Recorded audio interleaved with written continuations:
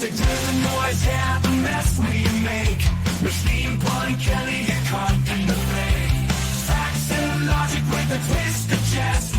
Strip it down to truth, yeah, forget the rest. Humor blows the lies right out of the park. Look beyond the shadows that set the dark. Sparks of laughter fire up the night, bringing clarity when they blur the fight.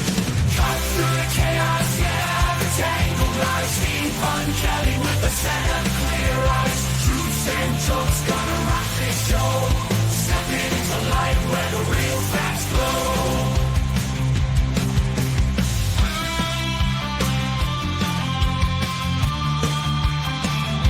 Step into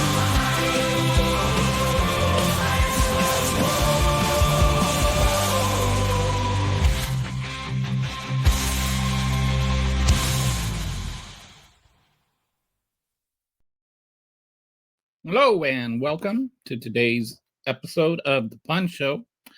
So happy Epstein Day. I watched the press conference with all the victims, and I was really kind of taken back to the when the sentencing of Larry Nassar happened, and the victims of Nassar testified. And I just kind of remember, I was just thinking about the same thing. Sorry, I got a little issue here. So, yeah, it took me back to that. And I hope that someday we can get to the point where we don't have cover-ups like with Nassar and Epstein, or like whatever, like with what happened in Jim Jordan, or in Ohio with Jim Jordan, helping that cover up. Like, even beyond the politics of it, we have to remember these are real people, real victims that have suffered real things. And I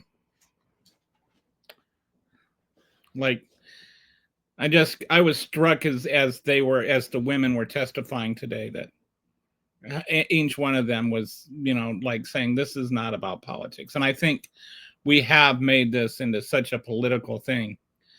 And if Trump did anything, Trump should go to jail. And if Clinton did anything, Clinton should go to jail. And anybody that did anything should go to jail.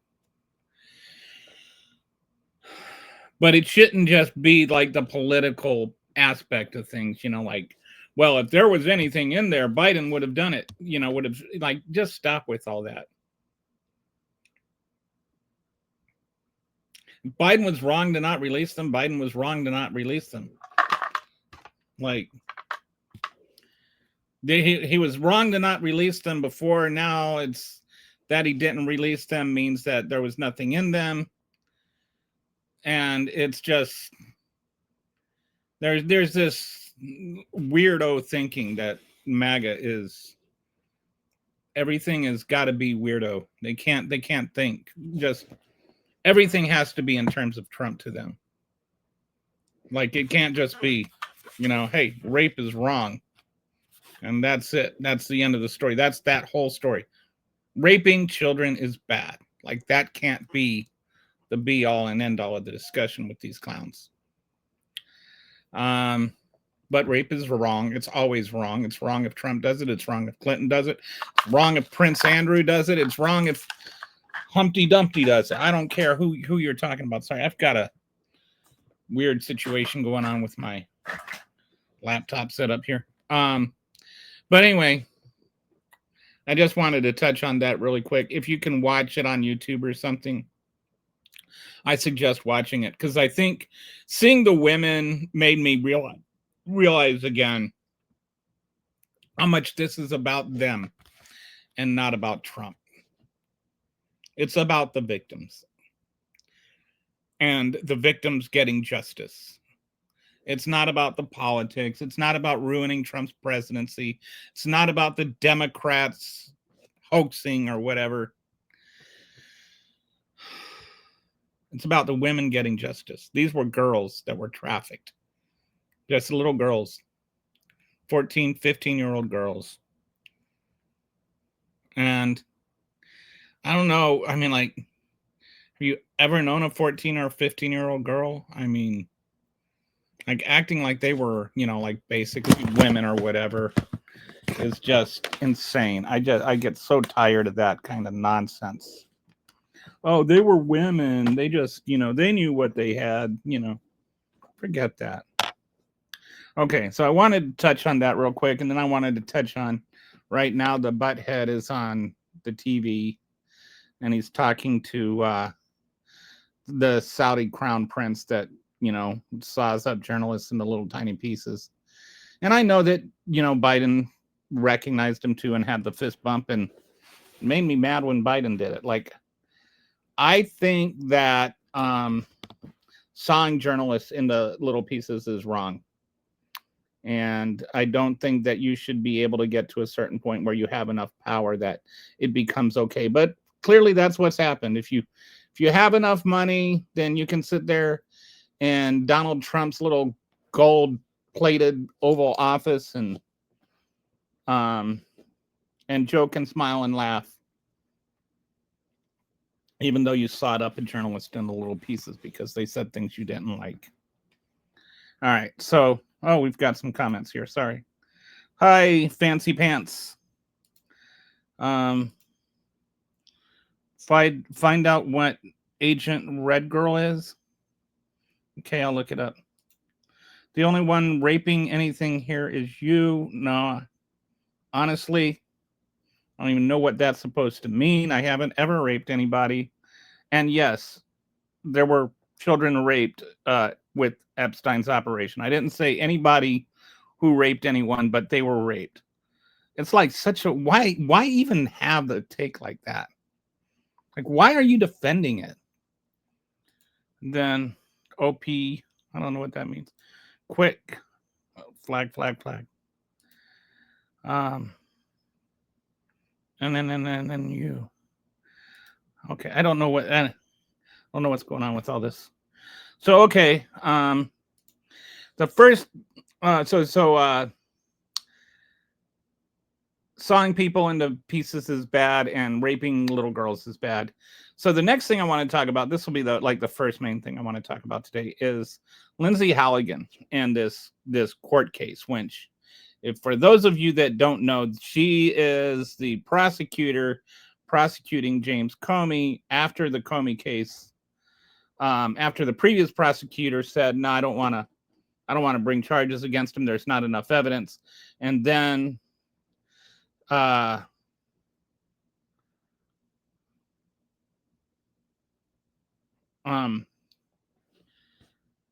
then Trump fired the previous prosecutor and put his former defense attorney in the position, even though she had no experience being a prosecutor at all, had never prosecuted a case. And she went in there, and within 3 days she filed charges with the grand jury and got an indictment.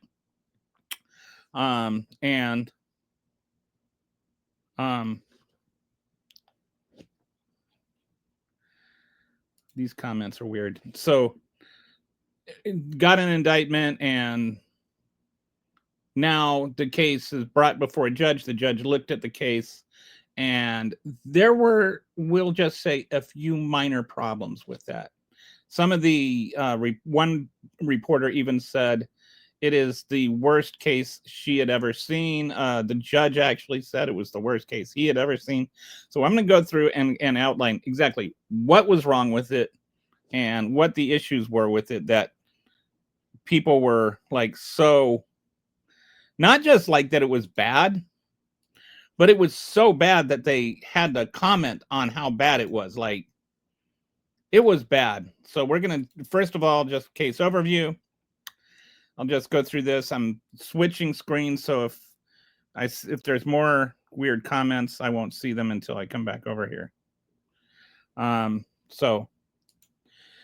First of all, the case overview. Magistrate Judge William Patrick's assessment: a disturbing pattern of profound investigative missteps that led an FBI agent and a prosecutor to potentially undermine the integrity of the grand jury proceeding.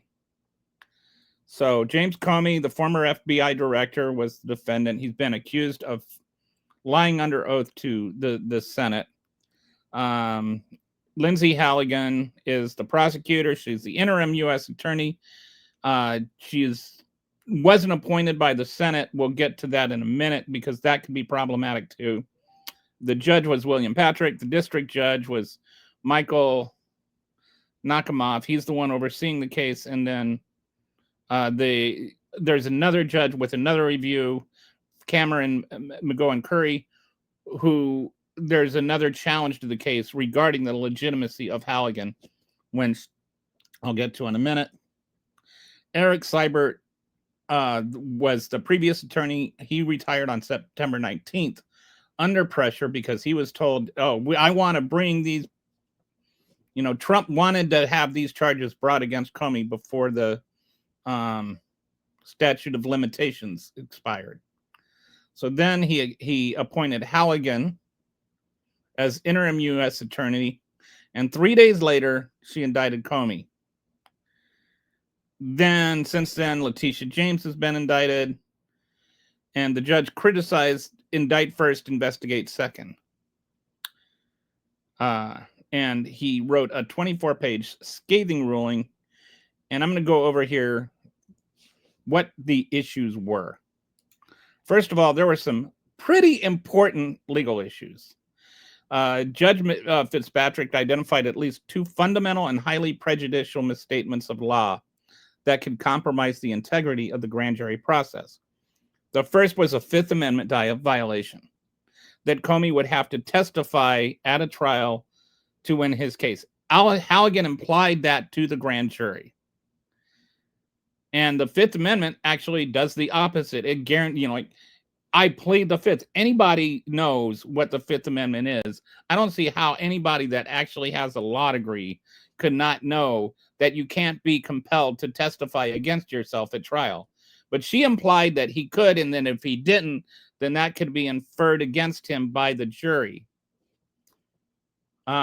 Which is 180 degrees the opposite of true. I do not know how somebody passed their law bar without knowing what you learned in high school. The judge said the prosecutor's statement ignores the foundational rule of law that if Mr. Comey exercised his right to not testify, the jury could draw no negative inference from that decision. This may have led grand jurors to believe the burden shifts to Mr. Comey to explain away the government's evidence rather than the government proving the guilt beyond a reasonable doubt. So she shifted to the grand jury. She's implied that Comey has to prove he's innocent, not that the government has to prove he's guilty. Then when you factor that in with the second major issue, she said the grand jury didn't need to rely on the evidence before them because the government had more and better evidence that would be presented at trial. Okay. So she's like, you're going to indict him. You can indict him based on the evidence we're going to have. And then if the evidence we're going to have, he has to prove he's innocent rather than we have to prove our case. That is really upside down. Two of the most foundational aspects of criminal law, that you have a right to the presumption of innocence and that you can't be made to testify against yourself. Those two things she got wrong. These are things you should know just watching any legal show on TV. Even Law and Order gets that one right. That is so foundational. You should know that in 5th grade, and she has a law degree. Her legal evidence consisted of, trust me, bro. That was her case to the grand jury. Well, sort of. There's some other things that she presented too, but those become problematic also, and I'll get into that. But just the very fact that she got the presumption of innocence and the Fifth Amendment wrong, That's pretty problematic for somebody that actually has a law degree. So the second thing she got were Fourth Amendment violations and tainted evidence. Okay. So first, she used an old search warrant without authorization. What she did is the DOJ accessed evidence seized from FBI search warrants executed in 2019 and 2020 against Daniel Richman, Comey's former attorney, during a different leak investigation that never resulted in charges. So they used evidence from another case as evidence against Comey. They didn't get a warrant or any, like they used that based on a warrant in another case and not a warrant against Comey. That's illegal. You can't do that. And we'll get more into that later, like, or into the actual evidence. But under longstanding Fourth Amendment precedent, the government may search for and seize only those materials expressly authorized by the terms of a search warrant issued in connection with specific predicate offenses. So, like, you can't use a search warrant against, Bobby Simmons and then find something against Harold Roebuck and then prosecute Harold Roebuck based on that warrant. You'd have to get a different warrant for that.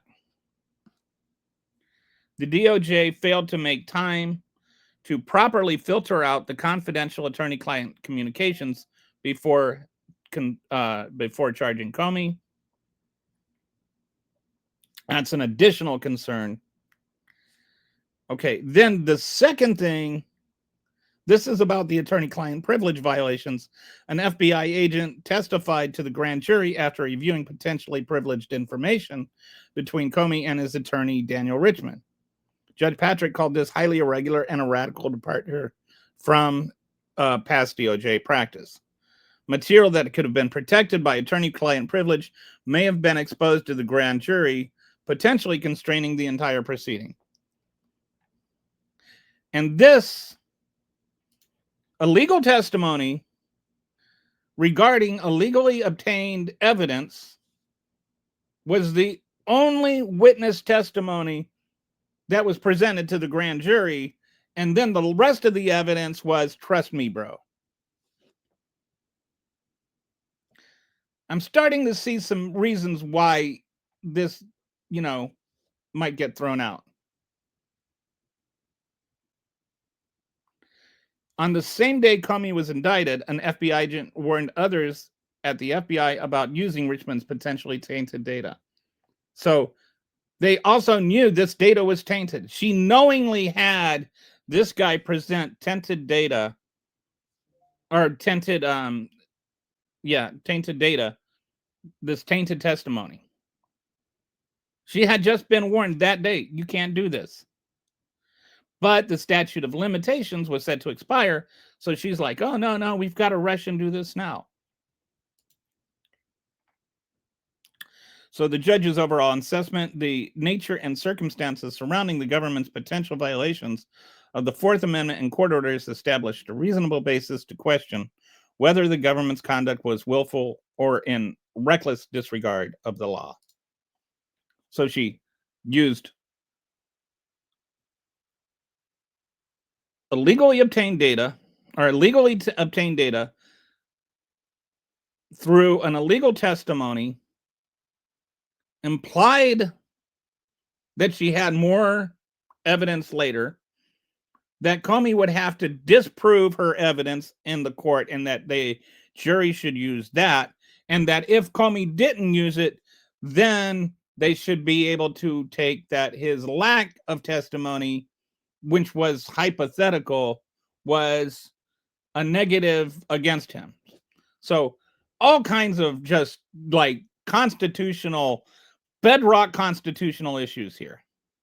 These aren't like technicalities. These are basic foundational constitutional rights that she's just totally butchering. Then there were 2 hours of the grand jury proceeding for which there is no transcript or audio recording. We don't have any idea what happened during those 2 hours. That's an issue. And yes, the grand jury proceedings should be secret from the public, but they shouldn't be secret from the defense. Like, the defense has a right to know what happened in the grand jury. Don't know. The DOJ says that's the time period when the jurors were deliberating behind closed doors, which could not be included in a transcription. But the judge found that explanation insufficient and noted that the materials were incomplete. She said sections of the transcript appear to be missing. Since the transcripts and everything is redacted, it's kind of hard to know exactly what happened. But the judge did not find the explanation sufficient. And this is the other part of what happened. Halligan initially sought a 3-count indictment. The grand jury rejected one of the 3 counts. 7 minutes later, she presented the 2-count indictment, was prepared and signed.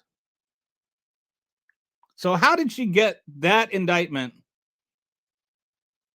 typed up, signed, and approved by the grand jury in 7 minutes? It's unclear whether the final 2-count indictment that was filed in court was actually presented to the grand jury for their deliberation and approval. So that has another problem. Like, did the grand jury actually indict, even see the indictment for which Comey was indicted? So we have problems with the only witness. We have problems with the evidence. We have the problems with the grand jury instructions that were not only just unconstitutional, they were the opposite of constitutional. And then we're still not done. Whether or not she's even legally appointed, this is the other case. There's an 120-day rule where an interim U.S. attorney can serve for 120 days. But after that 120 days, you can't just refill it for another 120 days.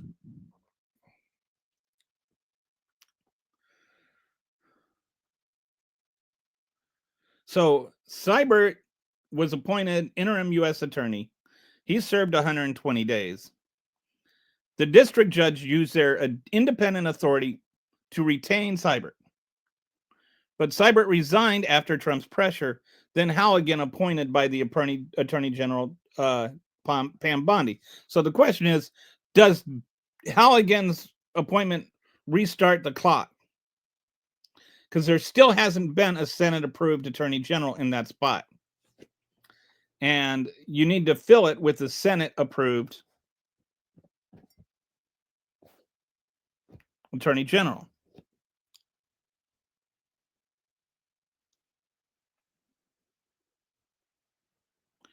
The Comey defense says it doesn't. The DOJ says it does.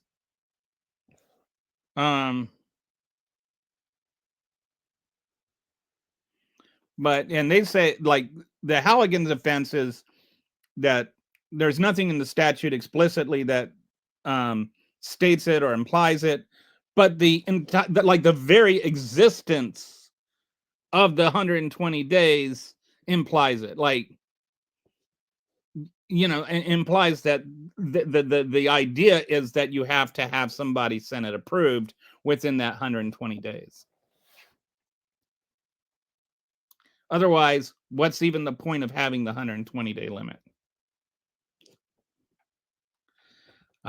So this is a separate case, regarding the thing, but this is a separate case being heard by a separate judge. So Fitzpatrick said the DOJ must turn over all grand jury materials to Comey's defense team, including transcripts, audio recordings, and all evidence presented. And so there's a few cases. One, the case could be dismissed based on government misconduct. I think that is certainly possible and probable. The statute of limitations expired, so the case cannot be refiled if dismissed. Then it could also be dismissed if Judge Curry rules Halligan was not lawfully serving as the U.S. attorney. The indictment is void. And the irony of this one is that part of the legal reasoning behind this case is actually Cannon throwing out the documents case brought by Jack Smith, saying that Jack Smith wasn't lawfully serving as a U.S. attorney. Like, Jack Smith had not been Senate appointed. Of course, Jack Smith was not a U.S. attorney. He wasn't acting as a U.S. attorney. He was acting as a special counsel. So it's different. But that means if it applies to him, it should apply to Halligan. It doesn't mean that if it applies to Halligan, it applies to Smith. The standard for Halligan, since she's a U.S. attorney, should be higher. Even if the case proceeds, core evidence obtained through improper searches may be suppressed, gutting the prosecution. So even if it were to go, the sketchy evidence that they gave, the illegal evidence that they gave to the grand jury, which was all the evidence they had, there's no evidence left. So the extra evidence is, oh, we're going to have a good case by then. Like, no, they won't. It's going to be even worse than what they got the DOJ on. And here's the thing. The reason that they don't have a good case and the reason they don't have good evidence is because he didn't do it. Like, he's innocent. He is not guilty. He did not do the thing which they are charging him with. He did not lie to the Senate. The whole case is even based on actual case is a lie. They're saying that he lied to the Senate, but he actually told the truth to the Senate, and the case revolves around the confusion over two different people named Andrew. Okay. So the discovery proposal was rejected. These are other judicial rebukes. So she was rebuked for her discovery. Okay, saying it would cause I didn't look into that, so I don't know what that. The day before Comey's major motions were due, Halligan's team requested an expedited ruling on the filter protocol for handling sensitive evidence. Judge Nakamoff response rejected the request, noting the government's delay was its own fault. Oh my goodness. She wanted to have an expedited ruling based on her own incompetence, or the government's own incompetence. I guess she had only been there for 3 days, but I think it's because the other lawyer had decided that there was nothing to prosecute. So now you've got, like, multiple judges have questioned Halligan's approach to the case, and I don't think that it's going to. I think that this thing is going to get thrown out of court really soon. But, like, when you put it all together, you had an illegally appointed attorney bringing up unconstitutional charges against an opponent, giving the grand jury unconstitutional instruction, and using illegally obtained evidence, and using witness that was a legal witness testimony to get the indictment. And then the indictment evidence was basically, trust me, bro, I'll have more evidence at trial. So this is why I can see people going, this is the worst case I've ever seen. That if there was anything botchable, it was botched. It is it is just insanely incompetent. And this is why you don't have insurance lawyers acting as U.S. attorneys. Like, usually you don't even, like you don't have entry level prosecutors as U.S. attorneys. This is like higher up. It's not like an assistant attorney or something like that, where they're learning the ropes or something. This is just like when the boss's son comes in and takes over the business. And this is coming from the DEI administration. DEI is bad. It should just be merit. She has no merit. She literally does not have merit. That's not even a controversial statement. Halligan had never prosecuted a case. She had no business. She has no business in that role, which is why nobody's going, like why Trump doesn't want to have it go before the Senate. Because even the Senate, even the Republicans stands in the Senate know this is a ridiculous appointment.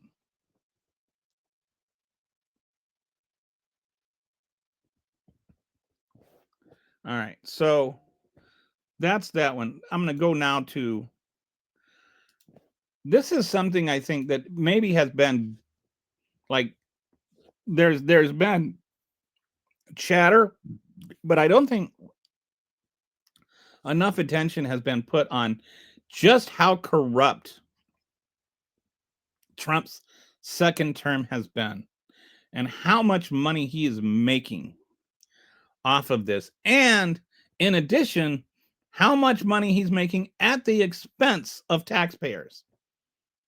He's sitting there, they're like literally stopping school lunches, and they're stopping SNAP benefits, and they're ready to cancel the ACA and stuff like that because the government can't spend all this money. But at the same time, he's sitting there just taking the taxpayers for a $2 trillion ride, or $2 billion ride.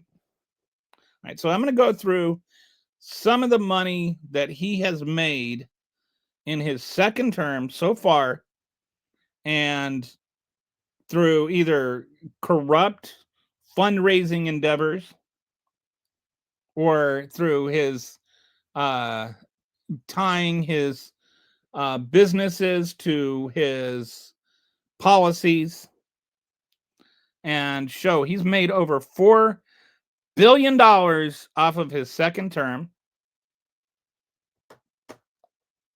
And he has cost U.S. taxpayers another couple of billion. So I'm gonna go through that. This is the corruption that is Donald Trump. First, his presidential library. He's already raised $500 million for his presidential library. Some of this is coming from his lawsuits of media organizations. Like the Meta settlement, he got 22 million. Paramount settlement, he got 16 million. ABC News, he got 15 million. And then there's other donations for 447 million. And remember, those settlements were not settled because he was winning on the legal issues. They were making those settlements because he was threatening to deny them like mergers and whatnot. He was threatening to damage their business, which would cost them more money than the settlement. So they buckled and caved. Every one of those places buckled and caved. They didn't actually, he didn't have a case against them. If it had gone to court, they would have won going away. If he wasn't president, there's no way they would have lost. But they settled because he used the power of the government against them to leverage them into compromising.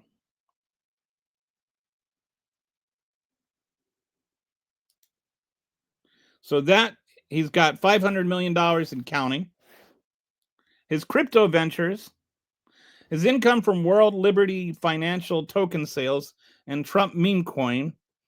Over the first half of 2025, President family receives 75% of the WLFI token sales. The Trump meme coin fees are $320 million. The revenue around 482 million. From that, his family gets a 75% share, which means that he makes about 5 billion, or and he's still got, I'm sorry, he makes 802 million and he's got like 5 billion. The Trump family has like 5 billion in these crypto coin value. And I think there was something to do with one of these guys getting a pardon, right? I didn't include that here, but, or I think maybe that's later. This is like, oh, but he doesn't take a presidential salary. He makes more money off of his scams in one day than his presidential salary covers in 1 year.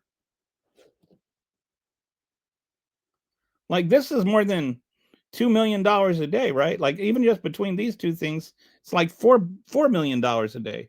His presidential salary is $400,000 a year. He makes more in 1 day off of his scams than his entire 4-year salary comprises. So don't tell me he donates the money to charity. Even if he does, when, he probably donates it to his own charity and then uses it to buy paintings of himself. He's got another 239 million that he raised off his inauguration. The previous record was his, which was only 107 million. Joe Biden was able to have an inauguration with a lot less money. Of course, that was, admittedly during COVID. Record-breaking inauguration fundraising, more than double previous record, 60% from 130 plus 7-figure donations. Excess goes to library. So now we're up to like 1.5 billion that he's raised. Then the ballroom is his new thing, which I guess he's collecting the money but not paying the contractor that destroyed half the White House. And this has been about as opaque can be. He talks about how transparent he is. I mean, I've seen brick walls more transparent than his presidency. He is not being transparent. Who's giving this $200 million? What is it being spent on? Where's the invoices? Why is this contractor suing you for not even paying him to destroy the old one? There's the $400 million plane from Qatar that he says, oh, this was a donation to the, to the government, not to Donald Trump. But Donald Trump's the only one that's ever going to fly on it. We'll get to it in a second, but the retrofitting is something that we pay for, which is more money. He's going to be flying around on $1 billion plus airplane that he got for free. And then there's the Trump media, which he didn't even have anything to do with this. They just came up with this pump and dump stock, gave him a 52% of the shares because they know if he had shares, then other people would buy it. He owns 52% of Trump Media and Technology Group, posted by DJT, by GJT before a tariff pause, raising market manipulation concerns. So he's using his power as president to pump up his own stocks. He's made $883,000 off that stock this year.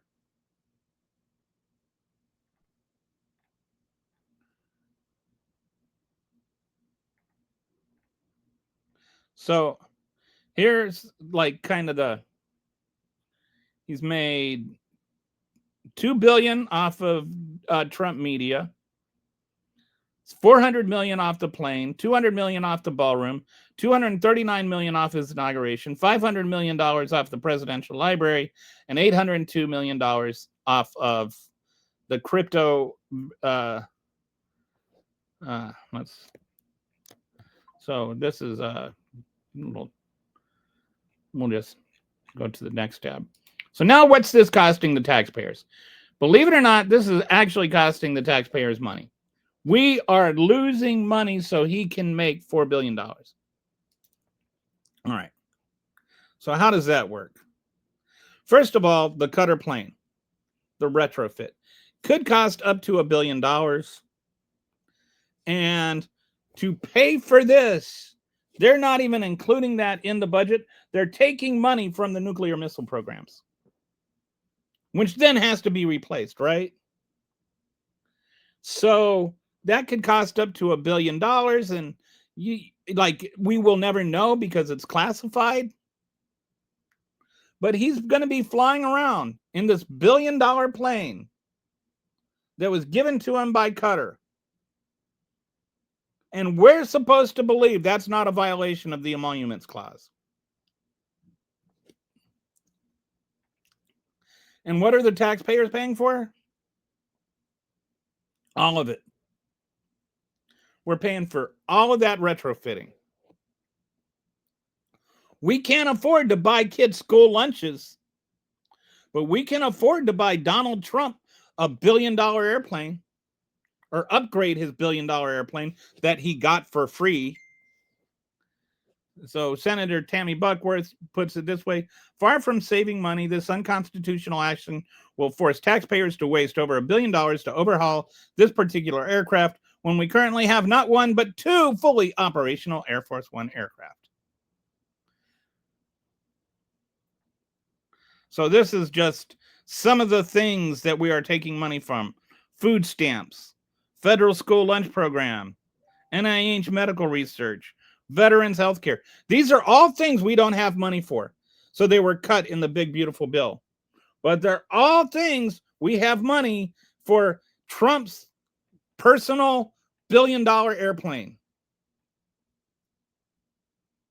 Then that's not the only place that the taxpayers are losing money.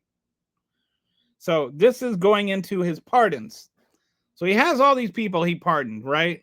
And then they're paying like $1 million to charity, to one of his inauguration fund, or to the ballroom, and all that kind of stuff. And then they get pardoned. Well, Trevor Milton, the Nikola founder, convicted of fraud. He and his wife donated $1.8 million to Trump committees before he was pardoned, saved him from a 4-year sentence and a $676 million restitution to defrauded shareholders. So the victims of his crime do not get reimbursed because he got pardoned. But Donald Trump got his $1.8 million. The total cost of his pardons, $1.3 billion. That's the total cost to the shareholders and taxpayers and whatnot. James Galenas, that's going to cost us $84 million. He was a serial fraudster who defrauded union pension funds and the Native American tribe because Republican witnesses became Republican witness against Biden, pardoned by Trump. So these union workers and Native Americans are out their union pension because of this pardon and because he became a witness against Biden. You got Todd and Julie Chrisley. I remember when their crappy show was on TV, and I would never watch it, but I'd always see the promos during basketball games and just thought, what kind of morally bankrupt person would want to watch this show? But anyway, they were convicted of bank fraud and tax evasion. They got forgiven a $22 million debt to the U.S. government. Todd bragged the Fed got effed and went shopping 12 hours after release. This is like supposed to be one of those Christian people. Paul Welzak, He was a nursing home executive who stole from employees' paychecks. His mother donated $1 million to Trump in Mar-a-Lago 3 weeks before the pardon. And so that pension, or that those paychecks that he was supposed to repay, $4.4 million in wage theft that just got forgiven.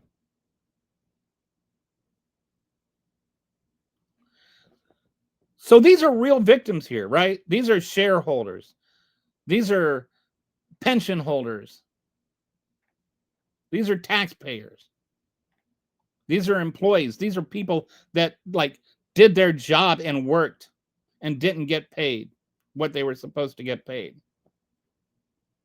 The January 6th defendants that did $3 million worth of damage,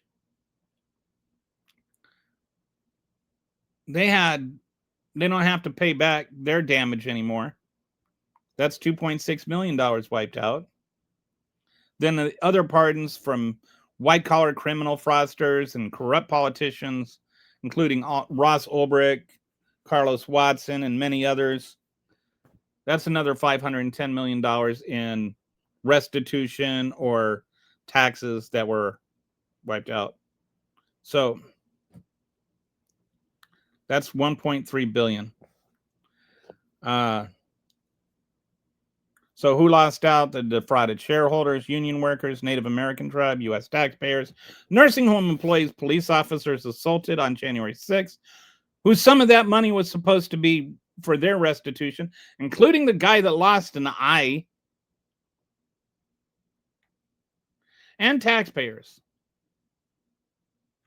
So this is what you get for a pardon. And I remember in the case where they heard before the Supreme Court, it was used as an outlandish example of what the president could do if you just gave him,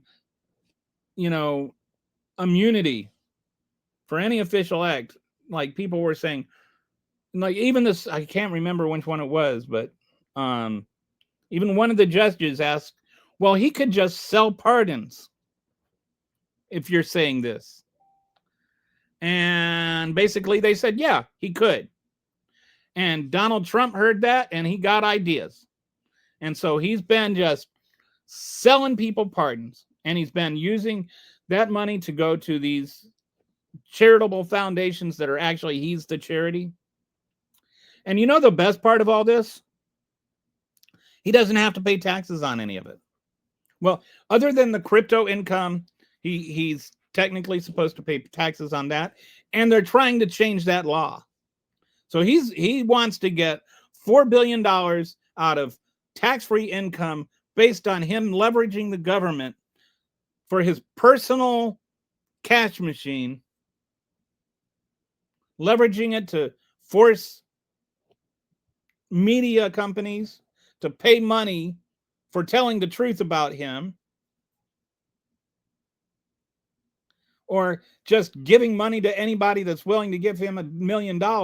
He'll buy, that's the going price apparently for a pardon, about $1 million. It doesn't matter who your victims are.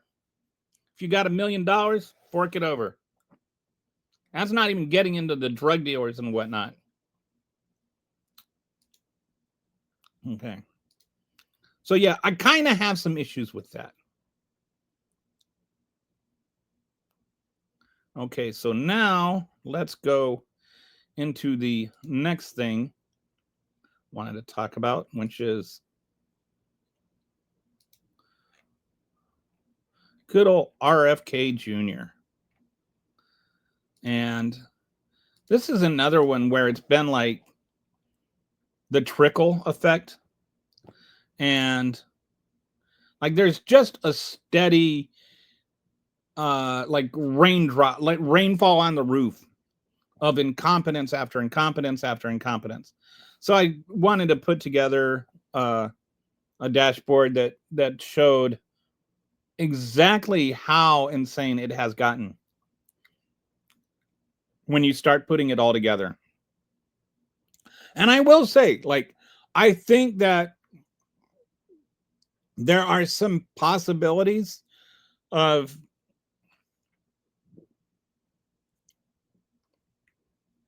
things that could be positive with him. Um, like I like the like I think that we should eat healthier as a country. I don't think that the way to sell that message is to show yourself eating with the president at McDonald's. I don't think that uh, getting Coke to switch, or even I don't even think they got Coke to switch to from corn syrup to cane sugar is the way to do that. I think if drinking Coke with cane sugar is still unhealthy. It's just not as unhealthy.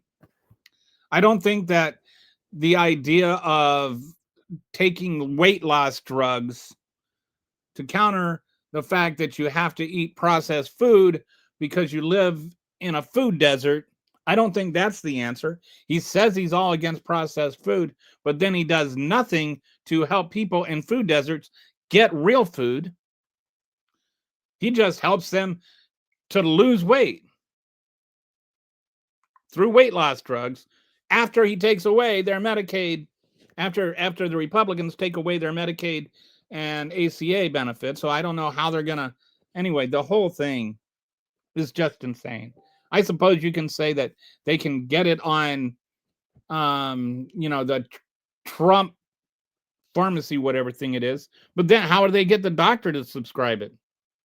They can't afford to see a doctor. So the whole thing is just insane. But here we are.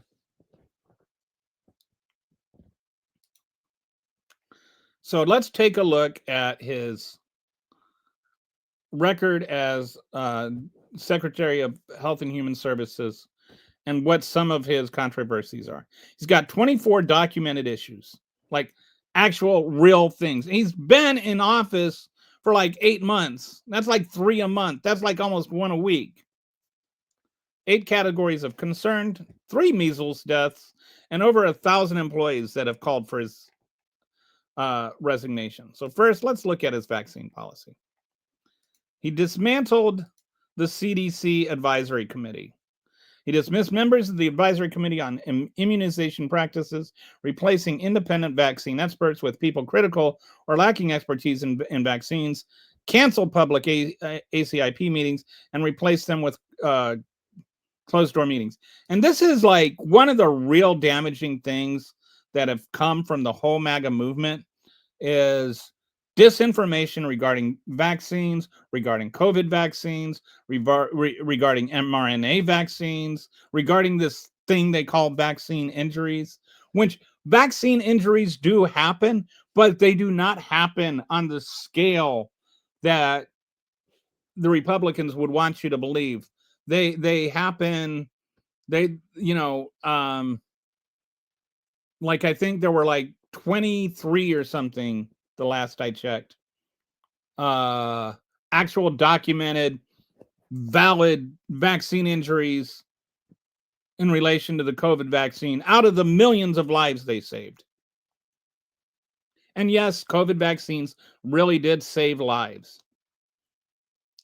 This idea that either a vaccine has to make sure that nobody ever gets the disease ever again, or it doesn't work, like this kind of binary way of working versus not working, is a complete misrepresentation of how facts work. The idea that you should only ever have to get one shot of a vaccine or it's not real, that's bogus. Like there's just so many things from the anti-vax community that have leaked into the regular mainstream consciousness.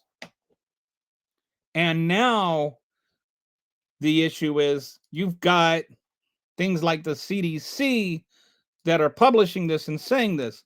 And here's the real damage that can come from this is for a while I worked in a safety and I worked for an AI in safety, and that meant like I would look at the sensitivity and safety is what it was called. And I would look at like issues like, do vaccines work? And I would help train the AI to give an honest answer about that, but not like a politically biased one, but one that was um safe, like to keep the AI from being manipulated by bad actors into saying unhealthy things, right? Saying things that could get people killed. Ironically, I got COVID while I was doing this job. It's the only time I've gotten it. Anyway,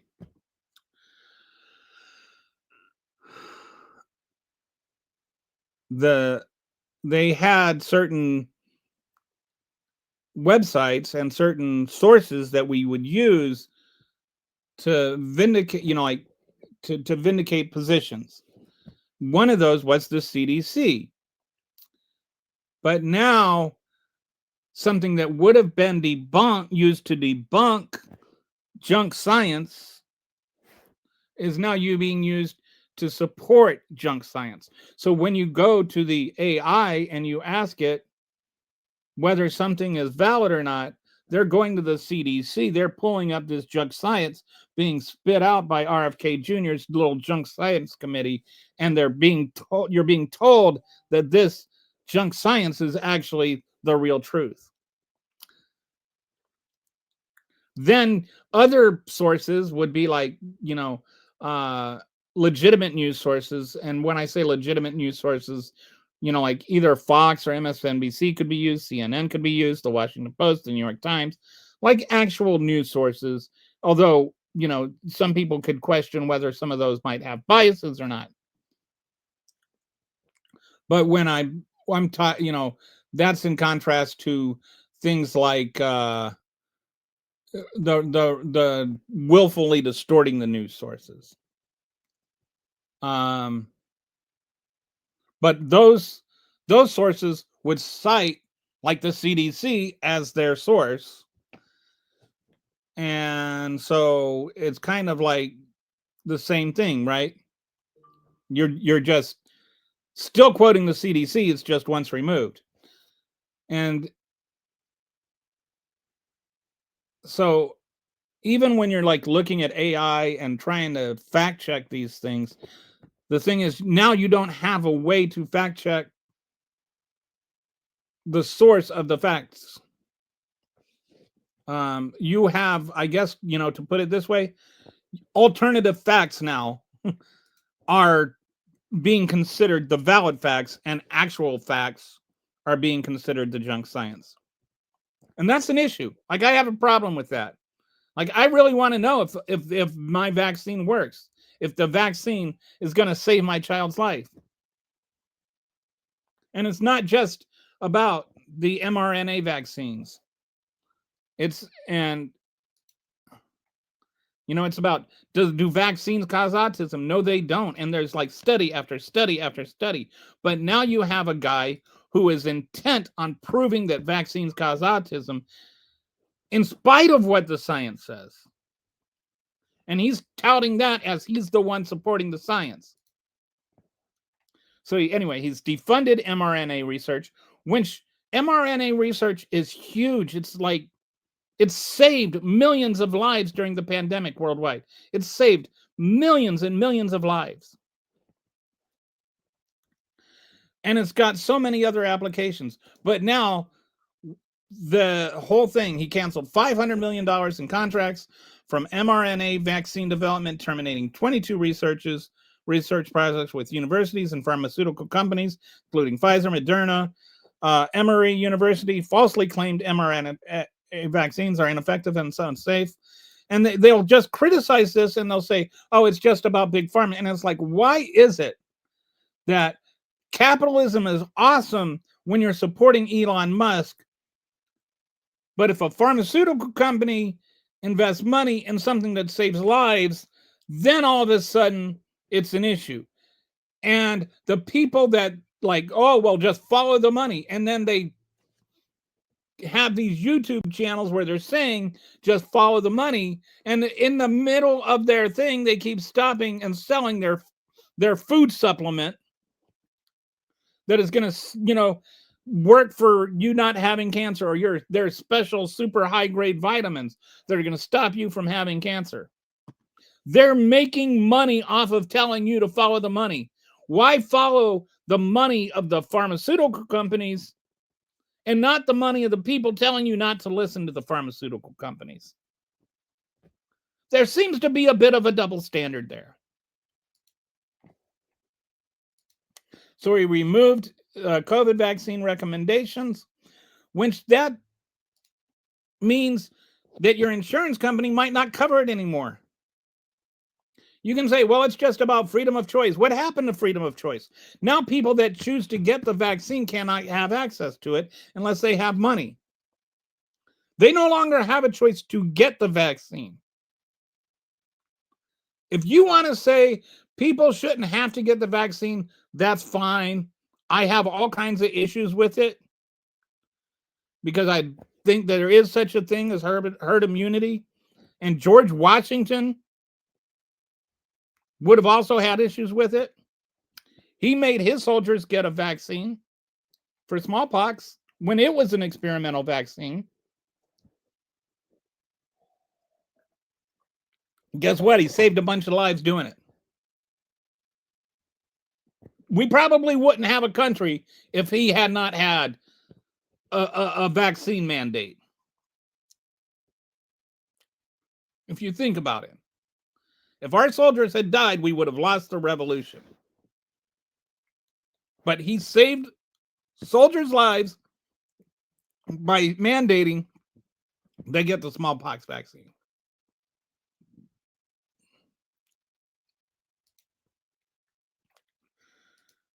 And then he rescinded the COVID-19 vaccine emergency use authorizations without providing data or methods used to reach the decision. He reduced public access to vaccines without transparent scientific justification, which is like a common theme you find with these guys. As much as they talk about being transparent, nothing they do is transparent. They're as transparent as a board. All right, so does this have any consequences? Yes. There's been nearly 500 cases in Texas alone of the measles.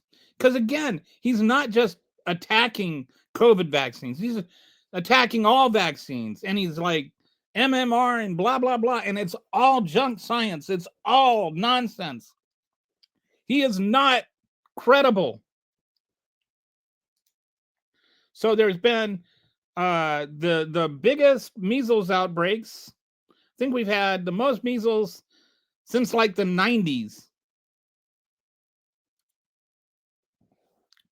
Then while there was this huge case or this huge measles outbreak in Texas with over 500 cases or nearly 500 cases spreading to multiple states, Kennedy minimized severity. He gave the incorrect death toll. He falsely claimed hospitalizations were mainly for quarantine, and he emphasized vitamin A treatment over vaccination. Said the outbreak was not unusual when experts disagreed. And even there were people that were coming into the hospital with vitamin A overdoses because they were taking his advice. In all, 3 people died. 2 of them were unvaccinated children in Texas. The other one was an adult in New Mexico. They were all unvaccinated. They were the first measles death in the U.S. since 2015. The outbreak spread to New Mexico, Oklahoma, Kansas, and Mexico. Do you think this is just a coincidence that all of a sudden all this stuff is happening after in the last 5 years, they've been amping up this anti-vax thing more and more. People aren't getting their kids vaccinated. Their kids are getting things that they didn't used to get.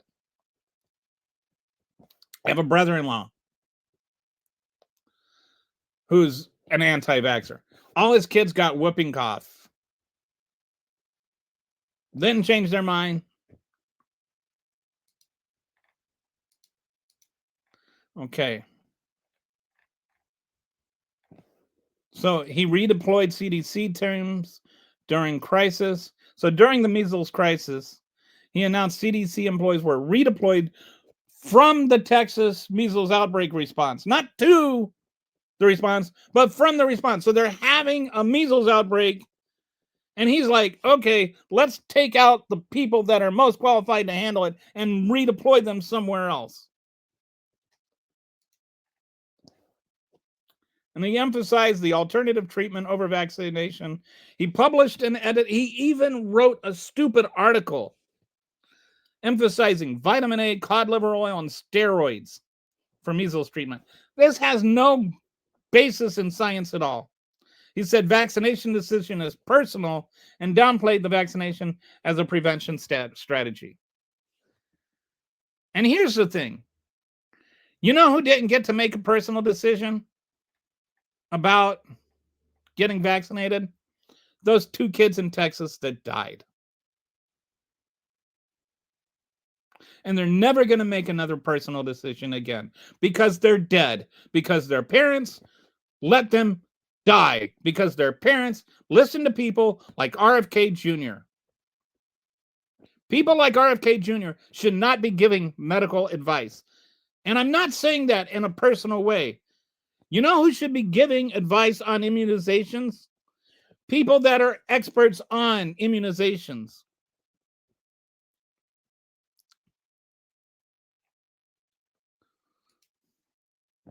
So he's been so incompetent. He fired thousands of HSS employees, including experienced public health professionals.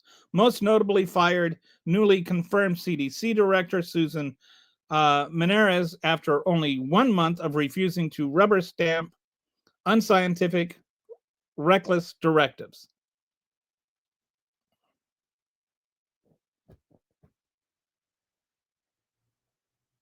And I think I think this was about, there was a report about super processed foods, and she did not just go along with it.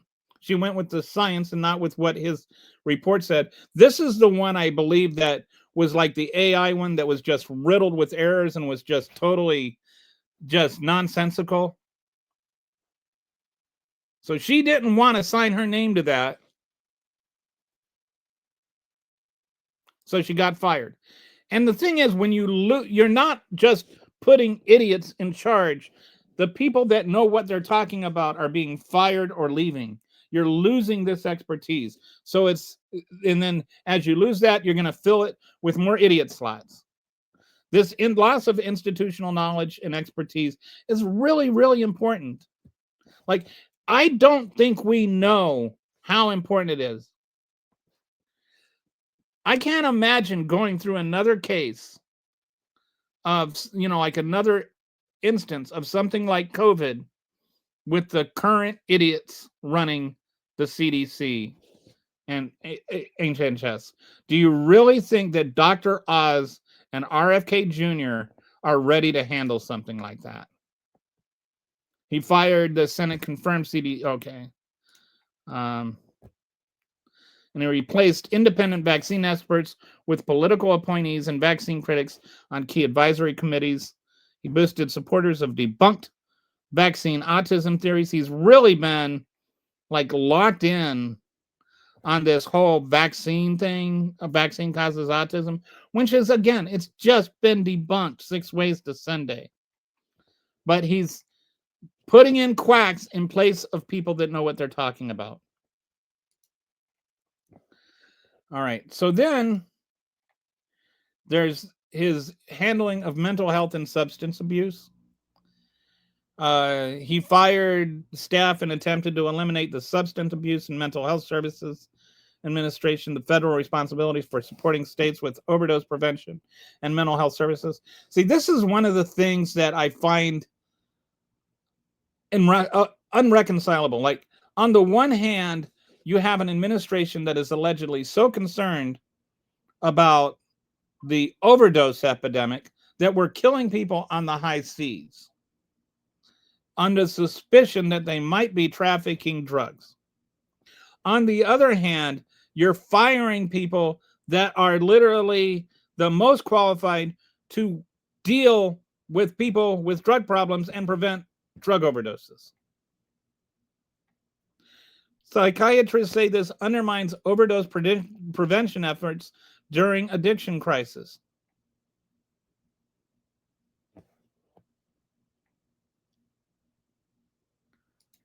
Then his attack on psychiatric medications. This is like, so the Maha report, Make America Healthy Again, report specifically misrepresents the data on psychotropic medications, really ignoring the full body of the scientific literature, according to psychiatrists. Increased stigma around mental health treatment. Medical professions warn this discourages evidence-based health treatment. And so it's like, you always see these people that, like there's been this demonization of mental health drugs. And it's like every time there's a mass shooting and the guy is on mental health drugs, then it's like, oh, see, he was on medical health drugs and that's why he did the shooting. It's like maybe he had mental health problems and that's why he was on mental health drugs, and the mental health problems are why he did the shooting. Like, the thinking skills of a MAGA are like that of a oxygen-starved gerbil. Like, they cannot think past their own stupidity. So then there's the scientific integrity. Like, keeps saying, well, we're the gold level silence and our science now. And it's not. The National Review report reported Kennedy promised gold standard science, but delivered cherry-picked science, systemically ignored scientific consensus and peer-reviewed research. He does this consistently. He will, like the autism and aspirin thing, like there's actual reports that debunk the Tylenol autism link. There's reports that actually debunk that over and over again.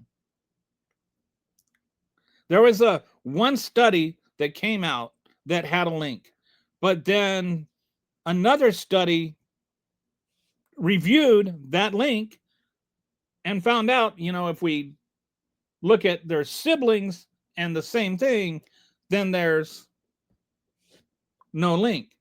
And here, this is another one of those same things that I was just talking about, where you can have the same thing causes two different things, right? So the same fetal complications that can cause a mother pain, cause a mother fever and headaches, and cause her to take Tylenol can also cause autism. So the mother that is going through a pregnancy and has an autistic child is also taking Tylenol. That does not mean she's taking Tylenol, and that's why she has autism. Do you follow? The underlying condition is causing her to take Tylenol and causing autism.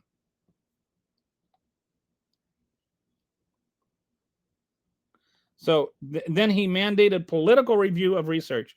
And this is where it gets kind of weird. Like, he wants to say that the research is political, but actually it's only political in the sense that it disagrees with his politics. So he's politicizing it by saying it's political.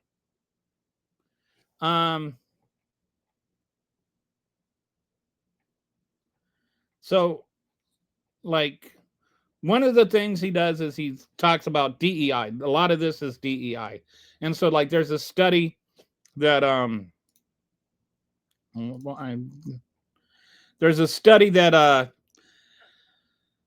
he talked about that trans people have a correlation with dementia, right? So there was a study that was being done to understand the link between trans people and dementia. And He called that a DEI study and he canceled the research. Sometimes certain groups of people are more tied to a certain condition, and it has nothing to do with politics. And I'll give you a perfect example: sickle cell anemia. For whatever reason, Black people are more prone to sickle cell anemia. It's almost exclusively disease associated with Black people. And, you get to, there's some other things that are like maybe just like West African tribes have a certain connection to some things. And I think LGBTQ like lesbians have birth problems that non-lesbians don't. So when you study those things, you're finding out why does this exist in this group of people, not in this group of people. He would call that a DEI study. And so basically anything that does not exclusively include white cisgender straight people, to him, is political.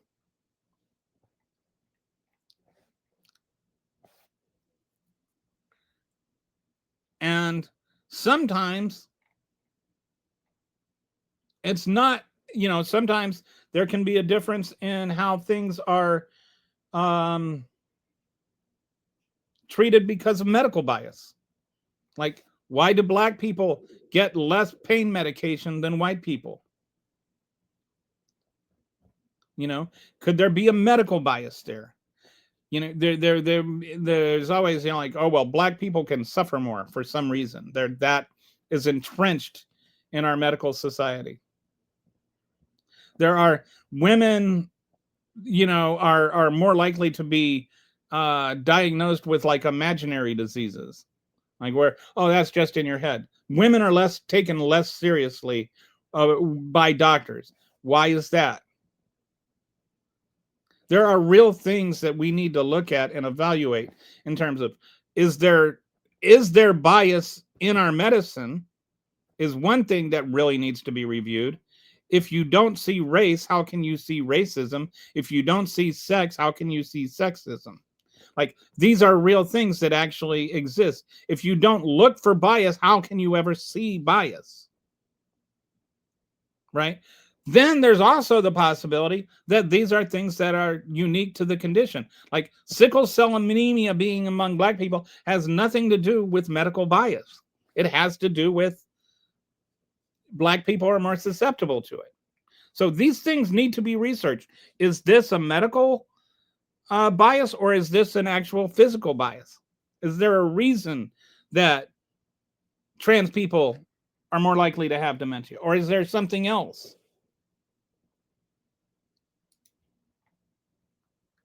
Those are things that benefit society as a whole to know about. So he flips that on his head and says, oh, you're just, like somehow you're just pro-trans people if you're trying to find out why is there this relationship between dementia and trans people. Not saying all trans people have dementia, just want to clarify that. Trans people are more likely to have dementia. I think like twice as likely. So he failed to respond to the CDC shooting at all because guns are the good guys in the Republican Party, right? The shooter was motivated by anti-vaccine sentiment. Can you imagine if like some trans person shot up the Pam Bondi's office or something? Like how much would come out of that? But yeah, a shooter motivated by anti-vaccine sentiment goes and shoots up a CDC office. Didn't hear all this stuff about we need to stop the rhetoric, did we? How come we didn't hear the rhetoric about, or how come we didn't hear the talking points about how we need to back away from the rhetoric, the anti-vax rhetoric, after the CDC was shut up?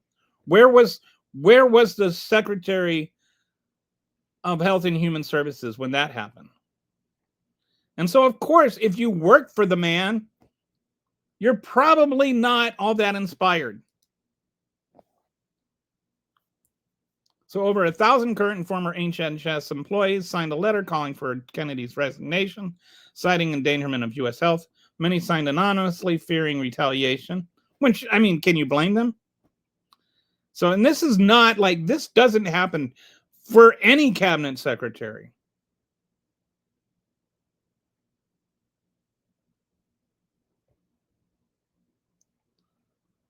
The congressional and political response, even you're starting to see Republicans start to bend, like Bill Cassidy expressed concerns and called for oversight. Senator Dick Durbin called him dangerously unqualified. There needs, like, maybe he needs to be impeached. Like, he is really, really, he was the number one concern, even over like Kash Patel for me. Like, because this man can get people killed, and not just people killed by the hundreds, people killed by the millions. He is really a dangerous person. Not dangerous because he wants to kill people, not dangerous because he's trying to. Dangerous because he thinks he's protecting them and then killing them with his ignorance. RFK Jr. is one of the most dangerous men in America. And because he's been empowered with things he should not be empowered with. So this is his a little history of his. He the measles outbreak in 2019. Kennedy traveled to Samoa to discourage measles vaccine. There's a measles outbreak in Samoa, and he goes over there to say, "Don't get vaccinated." The outbreak killed 83 people, mostly children. This is what I mean. When the same thing happened in Texas, he's like, "Take vitamin A and cod liver oil." This showed, before he was ever Secretary of Health and Human Services, that this was way he was going to handle these sorts of things. He's founded and led anti-vax organization until 2023. Organization continues to run massive anti-vax propaganda machine supporting his HHS policies. And this is not like real science. This is not like the other side. This isn't like a legitimate scientific view. This is junk science. Read about it. It's all junk science. All this stuff about mercury and blah, blah, blah is just junk science. The whole link came from a guy, what's his name?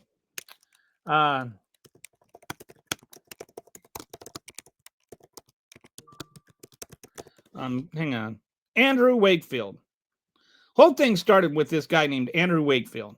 Andrew Wakefield was hired by lawyers to come up with a study that proved that vaccines were bad.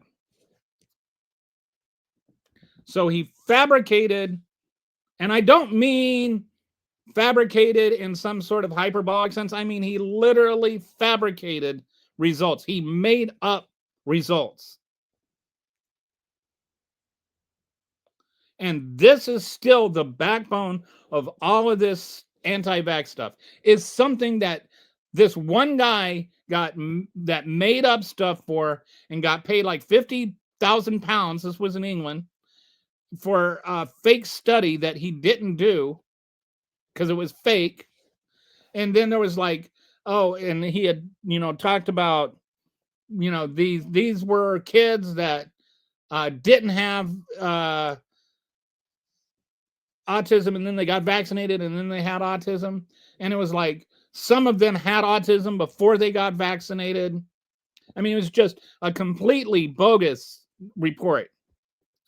But this is the basis for the entire anti-vax movement, of which RFK Jr. has become the champion, and for which Children are dying in America under his rule or under his instruction, under his whatever you want to call his reign of terror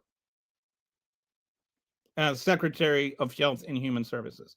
He is not in any way qualified to do this job. He is inept, he is incompetent, and he is dangerous. And his danger is not his intent, his danger is his incompetence. And it's even worse than incompetence because it's incompetence that he thinks is knowledge. He thinks he's the one that really knows what's going on. There's nothing so irritating as talking with somebody who thinks that they know everything and they know nothing. And you actually know what you're talking about. Like, I wrote about basketball for like 15 years. I would watch basketball for 12 hours a day and write about basketball for 12 hours a day. I knew I like actually read the players agreement. The contract, like the entire thing from top to bottom. I knew the entire roster of every single team. And I'd have people right or like send me a DM saying, "Oh, here's a trade. What do you think of this trade?" And it would be the most ridiculous trade. There is no way that, I'll send you my 4 worst players for your best player and you get 4 and I get 1. And it works out with the salary cap. As though the other team would like want to do that. And I would just be like, this is ridiculous. There's no way the other team would do it. And they're like, oh, yeah, you just don't like it because it's not your idea, And it's like, no, I actually understand what I'm talking about. Fake trades, I hated fake trades. I get so many of these things. Anyway, my point is sometimes people do know what they're talking about. And when you really know what you're talking about and somebody thinks they know what they're talking about, it's even more frustrating. It's even more annoying. Think about whatever you do for a living. Whether you're a painter or a plumber or a brain surgeon or a teacher, you're doing it for a living means you kind of know something about it. Like you actually understand it. And imagine that you're now sitting there and you're having dinner with somebody and it's like not really a friend of yours. It's just like this person that, is somebody brought over their new boyfriend or whatever, and you're having dinner together and they're telling you about, like how to thread a pipe and you're a plumber. And what they're telling you is just completely wrong. You can either correct them, you can politely listen to them, but you're not going to be convinced by them. And if I told you, well, you should have an open mind, and you're like, they're suggesting that we make pipes out of cardboard, like there's some things where enough to know there's no point in having an open mind about this. Like, this is so stupid, it's not worth discussing. And that's where the anti-vax crowd is. What the anti-vax crowd says is so far away from science, it's not even worth having a discussion. And instead, we have those people not only in charge, but those are the people that are saying, this is what the science is. And so now you've got the AIs that are all saying, okay, the really, really stupid thing is the right thing, and the right thing is the really, really stupid thing. That's the danger. So even if somebody doesn't know what they're talking about, doesn't know about this, and wants to do some honest research, and so they go and they, go to Grok or whatever, or Claude. Actually, Claude's a little better than most, but they can go and they can Google, they can ask the AI for it, and the AI can give them the wrong advice because it's what the CDC says. That's the danger. You could get honest people actually looking for the truth to get lies and be told that the thing that is true is a lie. And that's how you end up with children dying of measles in Texas in the year 2025, a full 10 years after nobody had died. It's due to incompetence. But not just incompetence being presented as truth. So, okay, anyway. That's it for today, I think. Thanks for sticking with me through all that. And they're having the vote on the Epstein files right now. And so far it's 172 yes and no no's. So I think we're going to make that. It'll be interesting to see if any Republicans have the gumption to vote against it. All right. I'll talk to you guys tomorrow. Appreciate you listening.